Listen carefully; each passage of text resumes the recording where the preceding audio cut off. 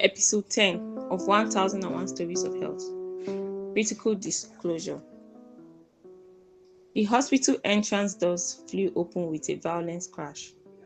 A man rushed inside, chest heaving, calling desperately for a doctor. In his arms, he cradled a young child. A hushed murmur rippled through the waiting area as onlookers saw the little girl, crying softly, her small body lame and pale. A nurse sprinted toward them.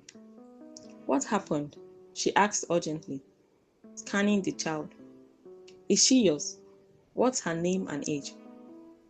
The man, breathless and trembling, tightened his grip on the child. "She's mine," he stammered, his voice thick with panic. "I'm Francis. Her name is Nandi. She's 5.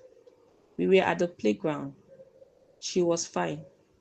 Then suddenly, she started crying. I thought she was just tired. But at home, I noticed red blotches on her skin, and her fever shot up. Please, help her." The nurse didn't waste a second. They were ushered into an emergency examination room, where Nandi was administered stabilizing medication. After a tense whirlwind assessment, the doctor ordered immediate tests and admitted her for observation. An hour later, Francis was called into the doctor's office. The doctor looked up from a clipboard. "We suspect Nandi was stung by a venomous insect," he explained. "I'm going to prescribe a treatment. But first, does she have any known medication allergies?" A wave of hesitation hit Francis. He was merely guessing.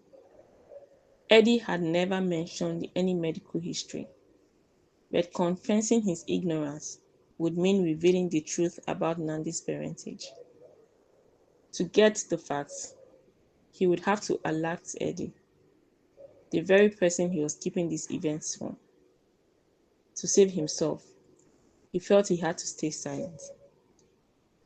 "I can't lose Eddie's trust," he told himself, ultimately choosing to protect his reputation over the medical reality.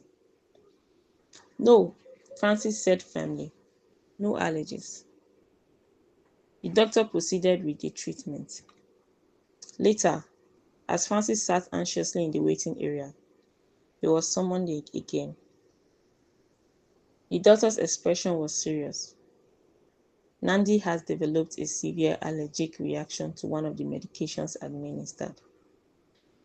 Tense and shaking, Francis finally confessed.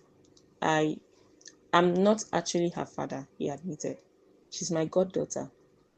Eddie left her with me for the day, and I said she was mine because I was afraid. I wanted her treated quickly and worried that if Eddie knew, he would never trust me with her again." "Telling you I wasn't her father meant telling Eddie," Francis added, voice heavy with remorse. "And I couldn't. I know him. He wouldn't allow Nandi to stay with me again." The doctor's gaze was piercing. "Francis, it is always in the patient's best interest for the truth to be told. In medicine, details that seem insignificant can save lives. We were fortunate to catch the reaction in time. Concealment can be fatal."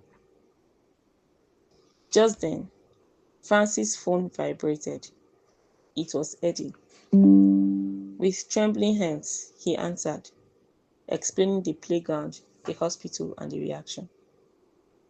"Ask him if there's anything else we should know about her health," the doctor prompted.